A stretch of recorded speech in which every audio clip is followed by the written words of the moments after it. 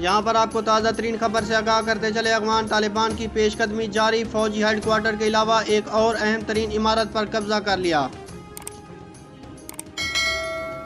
کابل طالبان نے افغان شہر قندوز کے ایئرپورٹ اور فوجی ہیڈ کوارٹر پر قبضہ کر لیا۔ افغان میڈیا کے مطابق صوبے فرق، بدخشاں اور بلغان سے افواج کے انخلاء کے بعد طالبان نے نہ صرف قندوز ایئرپورٹ بلکہ وہاں قائم افغان فوج کی کور پارمیر 217 کے ہیڈ کوارٹر کو بھی قبضے میں لے لیا ہے۔ سوشل میڈیا پر ویڈیوز بھی وائرل ہو رہی ہیں جس میں افغان فوجی طالبان کے آگے ہتھیار ڈال رہے ہیں، اور اس کے علاوہ طالبان نے قندوز میں فوجی ہیلی کاپٹر کو بھی قبضے میں لے لیا ہے۔